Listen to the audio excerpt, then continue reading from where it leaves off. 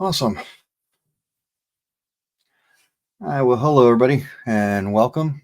Uh, Sorry for the 12-ish hour delay, to almost 24-hour delay in getting this to you. Um, I don't know if you were here earlier yesterday, but my internet went out right before I was about to start. So that was fun. Let's see, a couple things before we start. Feel free to ask questions along the way in the chat or the QA pod, whichever they are.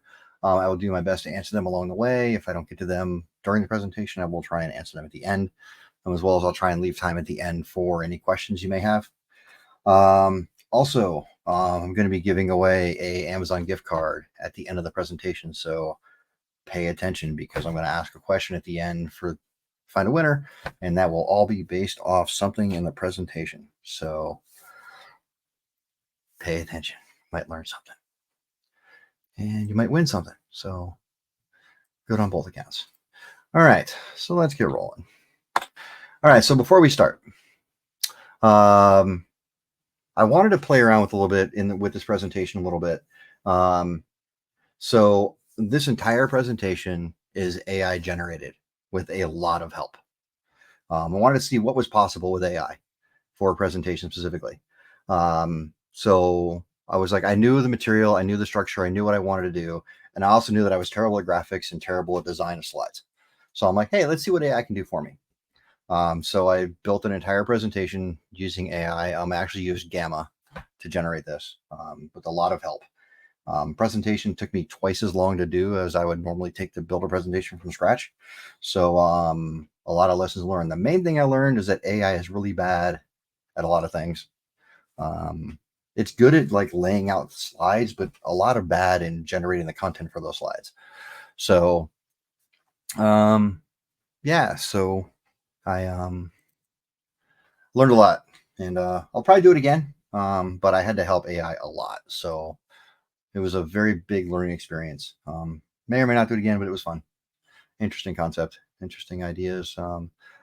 A long way to go before it's actually accurate, and you'll see why in a bit. I left a slide in that I thought was hilarious, so we'll show you.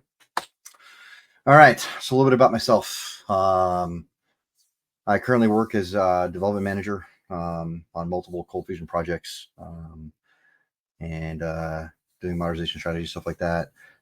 Leading a team of multiple developers. I'm one of the people that help write the ColdFusion certification and training stuff. So if you took the training recently, some of the videos I did, so on and so forth. I'm also a 4th-degree black belt in Taekwondo. I actually own my own martial arts studio, and I'm a 2-time world champion in extreme weapons. So that's what I do in my free time when I'm not doing any of this. So keeps me active, keeps me young, I think. I don't know, maybe. All right, so what are we going to go over? We're going to go over some local versus cloud database benefits, what's good, what's bad, little how to integrate into those specific platforms. There are a bunch, some connection, authentication stuff, some sample queries, comparisons, and some good ideas, bad ideas. What's the right choice? When is it good? When is it bad to use cloud? So what we've all done for years is use a local database of some sort, whether it's directly on your web server, which is bad because you overload resources, or you have a secondary database server. So using a local database gives you a lot of benefits. You have complete control over how everything is done. Extremely lower latency. Very, very rarely do you have a latency issue with a local database. And you can pretty much predict your future costs of what that environment is going to cost you, how it's going to take to run, so on and so forth. You have a lot of compliance advantages for a thing called data sovereignty. Basically, where does your data reside? What country is it sitting in? You have a lot of control over that. And the integration into your app is generally pretty simple. It's a lot easier to deal with. It's a lot faster, so on and so forth. Much simplified troubleshooting, and a lot of other things that just make always using local databases has in the past has always been just the easy route. for a lot of different reasons. So, benefit of cloud. Why would I want to take my local database that seems to be working great, working well, without any issues, and just stick it in the cloud? Well, there's a bunch of good reasons for that. For one, scalability on demand. Trying to upgrade a local database server to take on more load is very hard, complex, and generally pretty costly. When you're in the cloud, it's not that hard. There's no hardware limitations for your applications. So you can easily expand your database by adding it more CPUs, more memory, so on and so forth, with minimal cost. Usually just a couple of configurations and maybe a restart. Or not even that, just, hey, I want to give this some more RAM or some more CPU. And cloud can generally do that without very little interruption to your application. You can easily have what's called geographic redundancy, where you can have your data stored in different places, automatic failover to different regions, so on and so forth. You can even get really fancy and say, if my user's on a mobile device and they are in the Eastern US, they're going to hit my Eastern database. But if they're on a mobile device and in the West Coast, they're going to hit my West Coast database. You can do fun stuff like that. So you can get them closer to the data. Granted, there's a few things more involved in trying to have data duplication like that, but it's one of the other big benefits that you can do, which you can't do if you're having your own database somewhere in a data center. Security aspect can be a little easier, and update monitoring, stuff like that is generally a little bit easier. You don't need your own you don't need your own staff to handle that for you. There's teams that'll do it for you, and you just have to apply their policies, and they have a lot of that. It helps with when you're doing compliance stuff. And you say, oh, I'm in the cloud, I'm using this service, blah blah blah. It makes it a lot easier to deal with passing compliance regulations when it's cloud hosted sometimes. And a lot of times the cloud databases have a lot better analytics on what's going on with your system. You're not paying for extra tools to monitor your database and how it's doing. They already have tools built to handle that for you. So it makes that a lot easier to get some deeper insights and statistics into how your databases are performing, instead of relying on your own tools or some other app that you've added onto your database to do that. I know you can use, there's a bunch of tools from like a company called Redgate for getting data analytics and stuff out, as well as other ways. But those are add-on tools you have to buy extra, where a lot of times the cloud tools, they come with their own at little to no extra cost comparatively. So definitely a little bit better in that aspect. So before we go any further, I want to go over a couple of things that are in and out of scope for this presentation. We're definitely going to be focusing more on relational databases, like MySQL, PostgreSQL Server, and things like that. There are a lot of NoSQL databases that are in the cloud that we're not going to be talking about in this presentation. There are presentations about those specifically, because those are pretty in depth. I did one last year, and I've done a couple. The one I did last year was on Firestore. So there's a presentation out specifically about Firestore.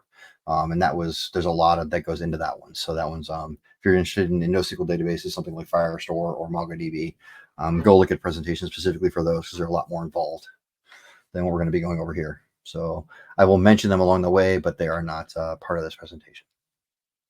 So if you're coming to that, I'm very sorry.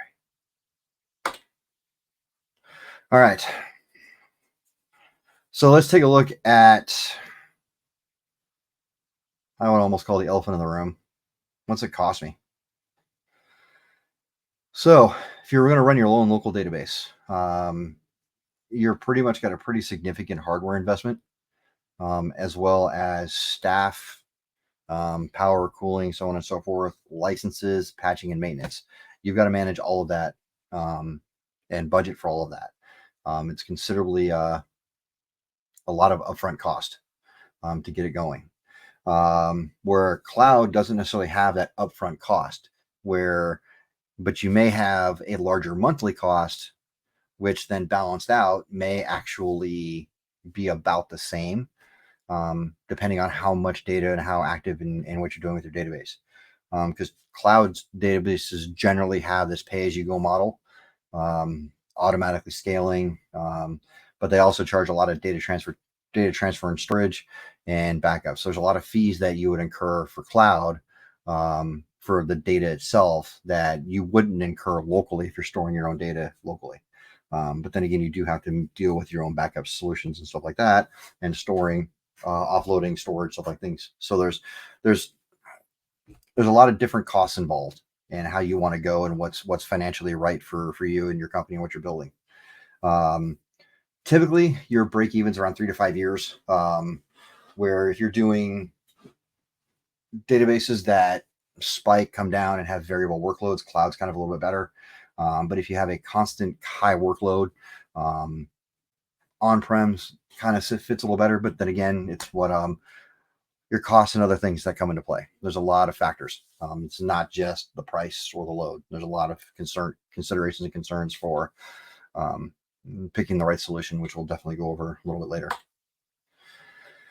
So we're looking at specifically AWS. These are figures I pulled about a week ago. They vary. They change often. So don't take this as any of these figures as set in stone. They vary. So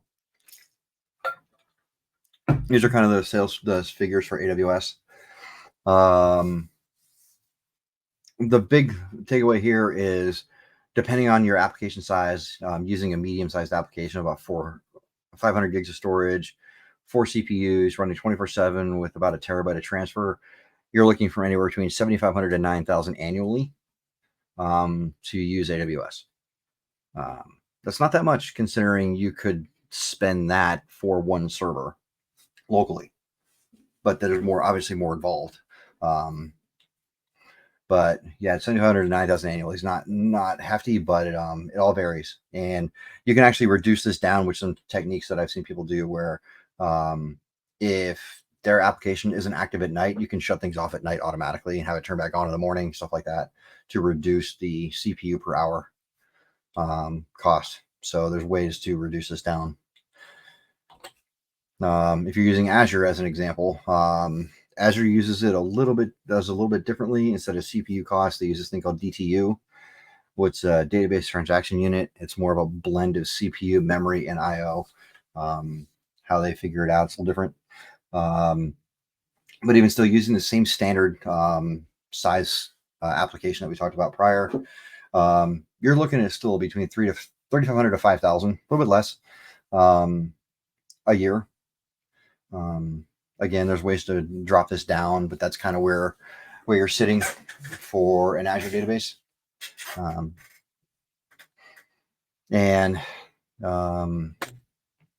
So we look at Google Cloud.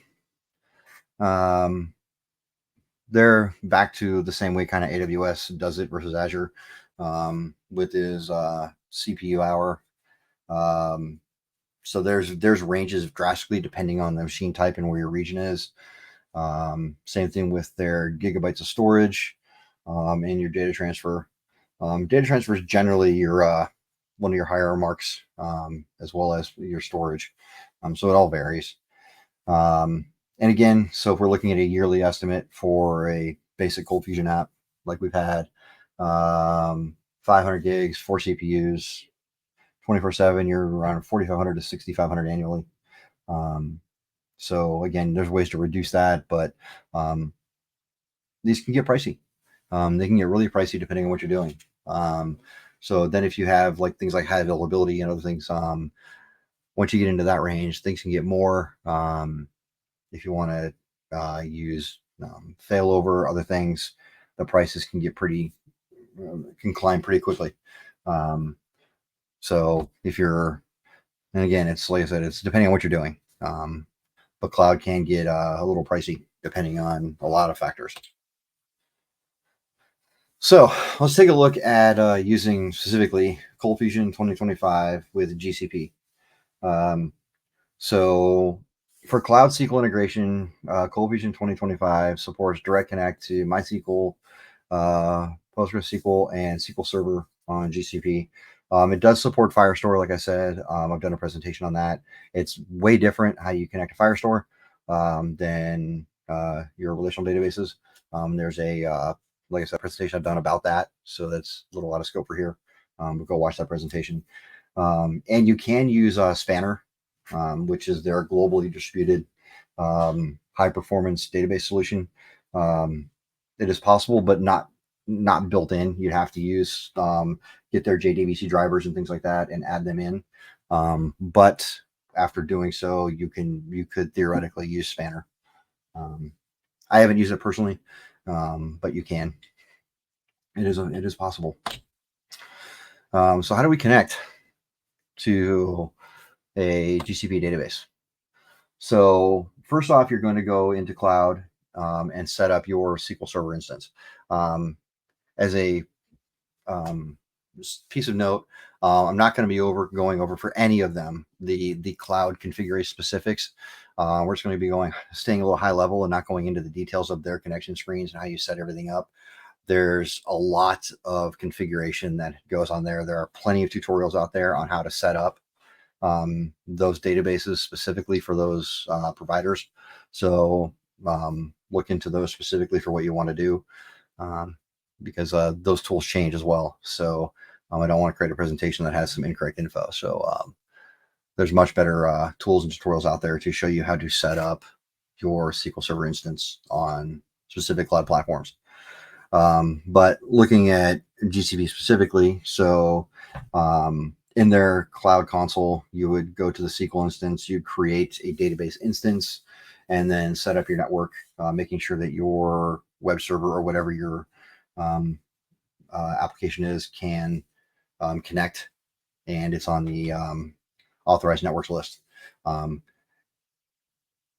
one thing to note, this is specific for GCP. Every cloud provider has their own hoops and hurdles that you had to deal with to connect, set up the database the first time. So be very cognitive of that when you're setting up your database, what provider you're going to be using, what your capabilities are for setting it up, so on and so forth. So definitely keep all that in mind.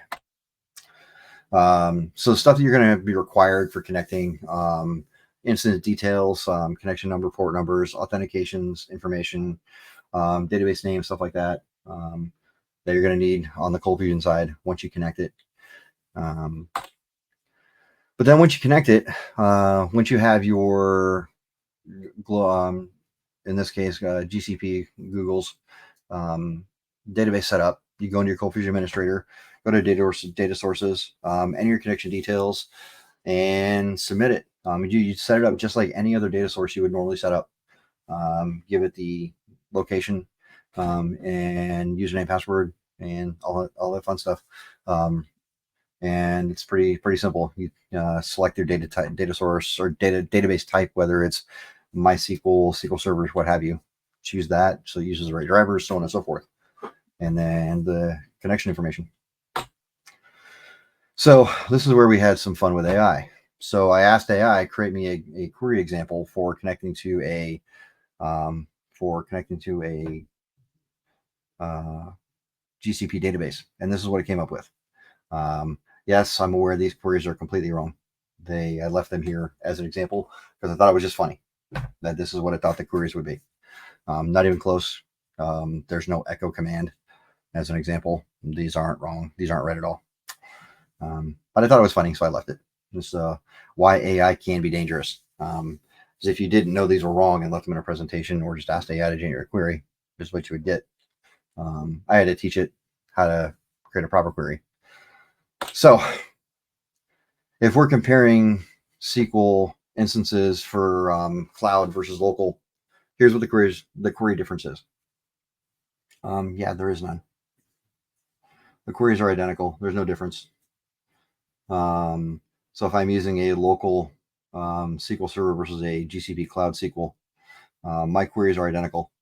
There's no variant. I can easily swap between the two. I can have both queries. No change. Makes it a lot easier. All right. So now let's say we're going to connect to AWS. So for AWS, We can easily connect to Amazon's RDS, which is a fully managed database services for MySQL, Postgres, Oracle, SQL Server, Amazon Aura, all of those it'll easily connect to with everything's built in. Dynamo is their NoSQL database. Again, not going to be going over that on this presentation, but you can connect to Dynamo through ColdFusion pretty easily, about as easily as you can connect with Firestore, and use that if you want to use a NoSQL database. And then there's Redshift, which is equivalent to Spanner, about there. It is not natively supported, but again, oops, typo. You can't add the Redshift JDBC drivers here. Oh, yes, you can. Sorry, not a typo. It's equivalent to Spanner. So Redshift is like Spanner. It's a massive global database. You just have to use their Redshift JDBC drivers to get that working.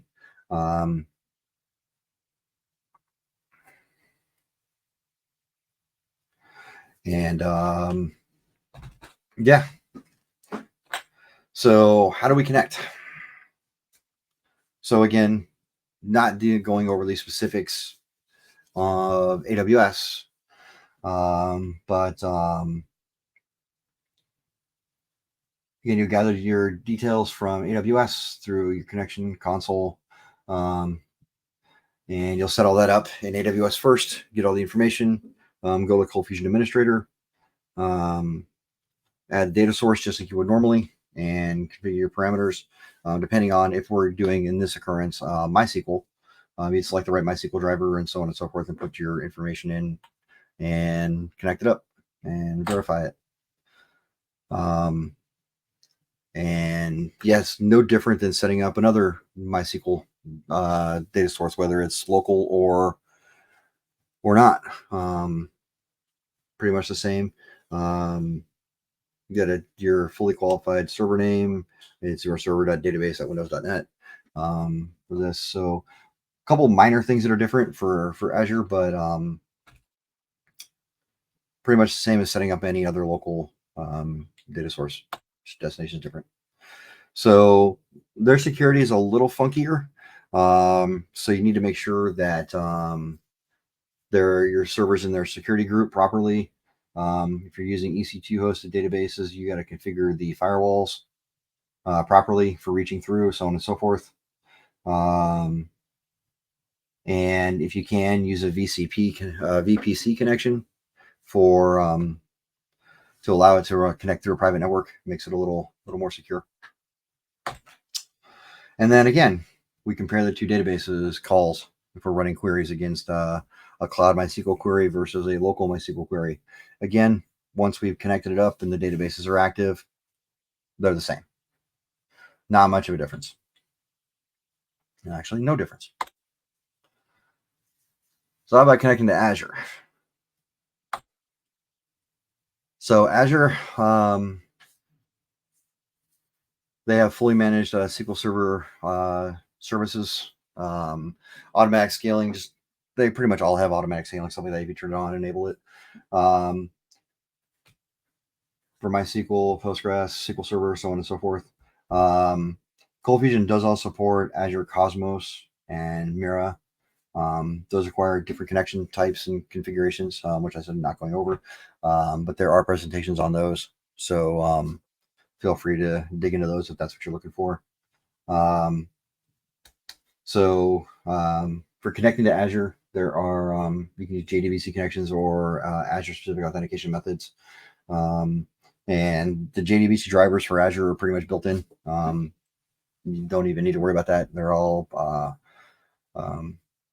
pre-bundled with ColdFusion 2025, so not much extra you have to do there. So configuring your database on Azure side. So first thing, you have to make sure you configure your firewall rules for your server's IP address, your server name, authentication, your server address format, and login requires a few extra things, and you need to make sure you whitelist your server's IP in a firewall.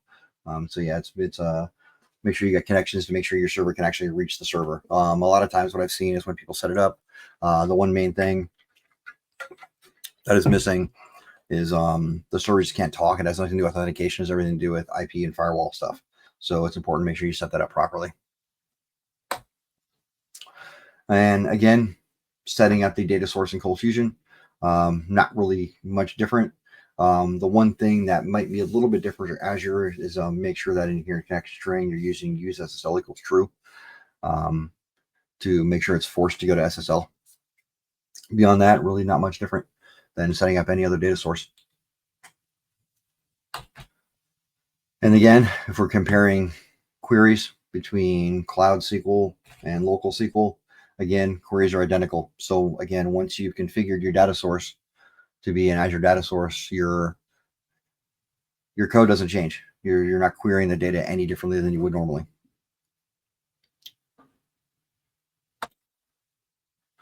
And then, because a buddy of mine mentioned this, for an extra credit, connecting to OCI.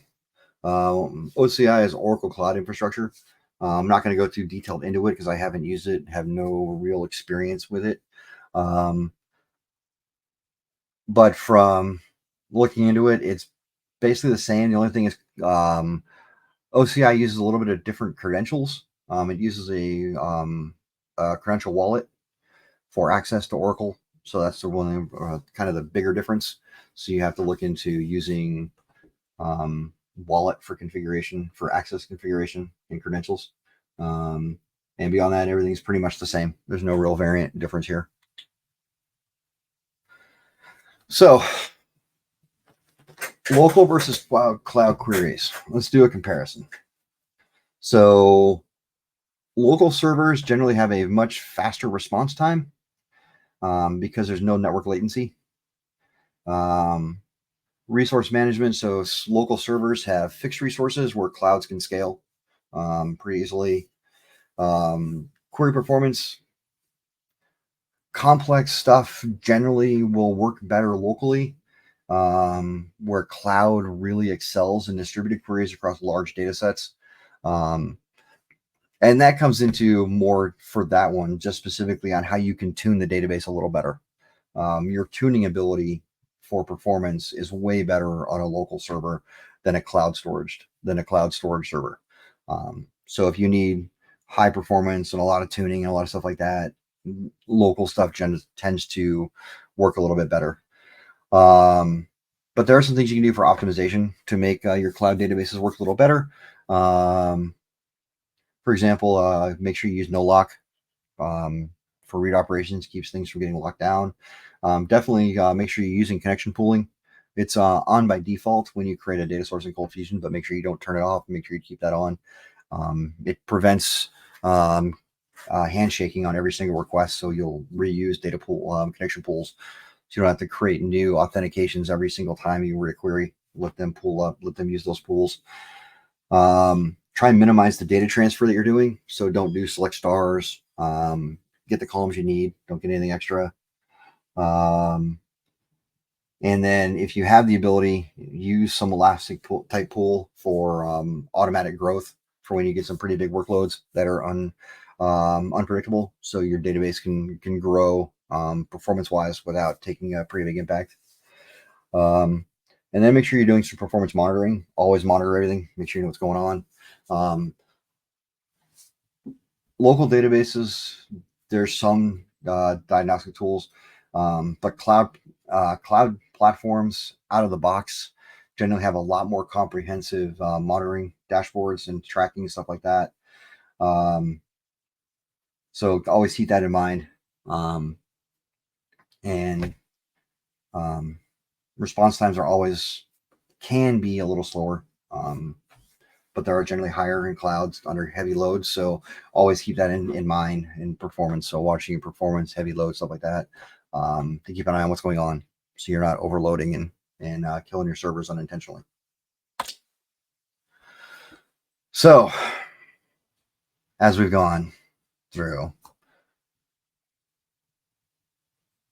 literally doesn't matter what cloud database you use, whether it's SQL Server, MySQL, Postgres, so on and so forth, Oracle. Once they're configured and your ColdFusion server is configured, you writing queries doesn't change how you write them, whether you write them locally for a local database or you write them for a cloud instance. They're completely different. ColdFusion's really cool in abstracting that, so it takes the hard part out. So your code remains identical. I've actually ported applications that were running local to running cloud. We changed nothing in the code, just moved them, and they still work just fine against the cloud database. Didn't change a single query. The only thing we did change is I think there were some performance things where we didn't use select star like these examples have. Take some of that stuff out to reduce the load. But other than that, there was identical. So it's really nice to not have to deal with, oh, I need to write my queries for that, or I need to write my queries for that. It's all the same. Now, as I mentioned, if you're using like NoSQL, you will have to write your SQL queries completely differently because you don't really write queries anymore. It's a lot different. So moving from like SQL Server to Firestore is a much different thing to do. A lot of rewrite, a lot of work. But if you're going from local SQL Server to cloud SQL Server, it's once connected, the code is identical. So what's the right choice? So this is where you have to look at what your needs are. Why would I want to use one versus the other?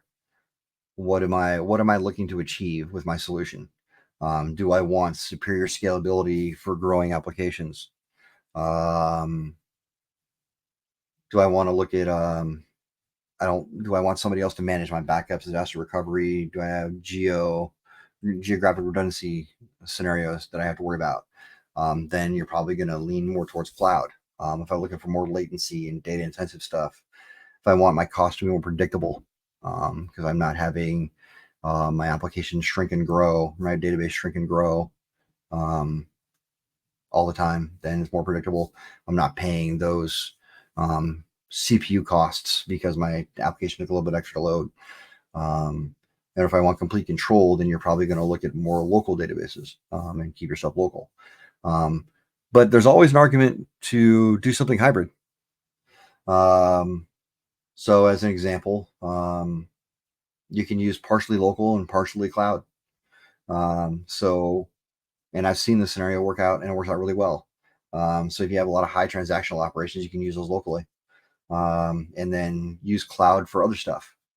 So what I've seen people do is, let's say you store some of your data locally, and then like every night you take that same data and push it to the cloud. So you run your reports off your cloud instance, but your real-time data is kept local.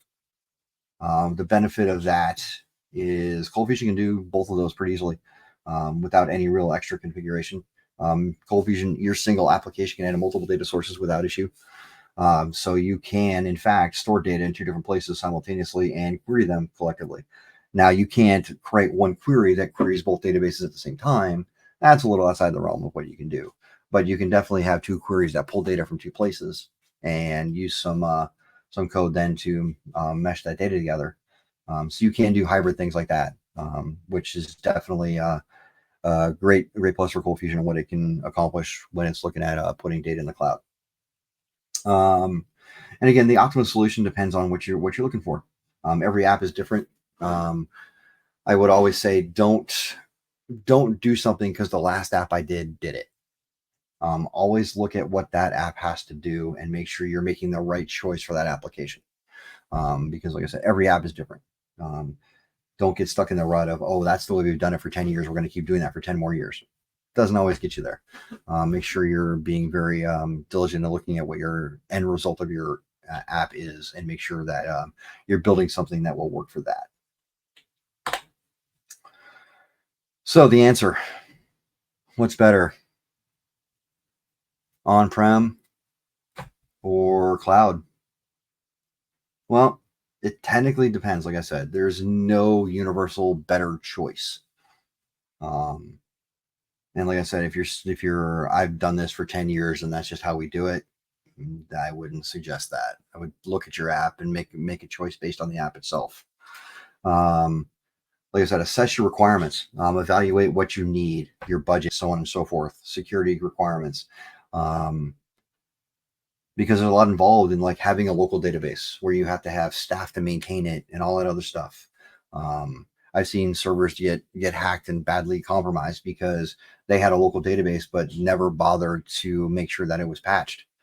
So their database got compromised. Where if you're in a cloud, those concerns are mitigated, not gone completely, but they're definitely more mitigated, because there's a team of people keeping track and dealing with something like patch levels on your servers and stuff like that. Like we said, ColdFusion adapts very easily to both. So that's really up to you and what you're looking for with your application. Like we've shown, setting up the database on the cloud provider is probably the hard part. It's not easy. There are different hoops and hurdles, and things to consider. But once you set up, it's a pretty turnkey and ready to go. So I would always say consider cloud when rapid scaling is essential. If you're going to start slow and then you're going to ramp up, cloud's easy, because then you don't have to worry about buying new hardware. Just expand your virtual. And if you need stuff like graphic redundancy and budget considerations, cloud's a little better. When speed is paramount, it doesn't matter how big or small, if speed is paramount, I would always say look at something local. On-prem is better when speed is paramount. Now, I will say that cloud databases have gotten way better when it comes to performance, but local databases will always be far superior because there's a lot more you can control. You're not sharing resources. It's not a shared pool, so on and so forth.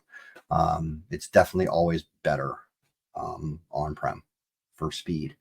There are regulatory constraints. I've seen some of those. I actually, in one of the apps I have, we have one where we deal with budget data that can't be in a cloud. So we have to have an on-prem local database for that one. Even though everything else is in the cloud, that one system has its own database.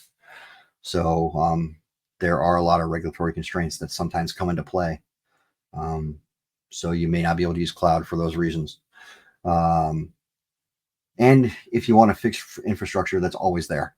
You don't have to do anything. It's like, oh, I need a new database. Okay, I'm going to go to this server and just add a database to it. You can easily do that with an on-prem solution. Granted, you can do that with cloud. It's a little more steps, obviously. Getting a cloud instance in the AWS, Azure, whatever, the first time you do it, it's a little more complicated. But once you have an infrastructure built and you have a database there, adding another one is a pretty simple couple steps. So don't let that deter you. The initial setup is always the worst. It gets better from then. And with that, I have reached the end. Plenty of time for questions. Came up a little shorter than I wanted to. I talked a little fast. I apologize. So feel free to ask away.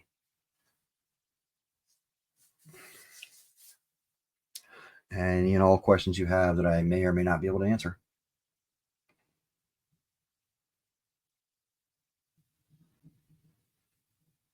And you can always hit me up on Twitter or somewhere, X, at some point as well. Oh, yes, I have the giveaway.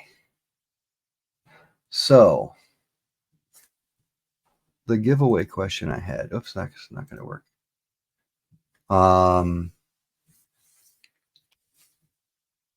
So the first person to answer in chat correctly will win this one, win the $100 gift card. Out of the three,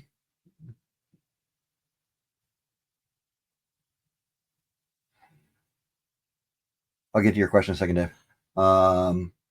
So out of the AWS, Azure, and GCP, which one had the highest yearly cost? Potential highly year's cost.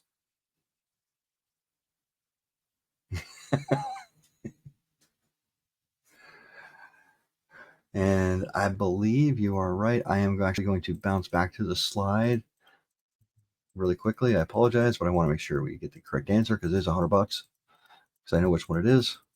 Way, way, way back here. As I skip too far forward. And it was the first one I went over. It's AWS with the potential highly cost of $9,000. So AWS, first one that responded was Brian. Congratulations, Brian. Yes, AWS is expensive. GeoCities, I wish. That's funny. Let's see, Dave. Dave Watts asked, for your speed comparison, were you testing local CF servers or cloud-based CF servers or both? So the speed tests that I looked at were using a local CF server, not a cloud-based CF server, reaching out to a cloud-based or local database. Now, you could arguably say you could get better performance if you had an AWS database and a AWS hosted CF server, because those are more locally aligned, not necessarily local to each other, but closer than possibly in the same better network than going over the internet and so on and so forth. But yeah, all my speed information was based off a SQL server here, not here, but here.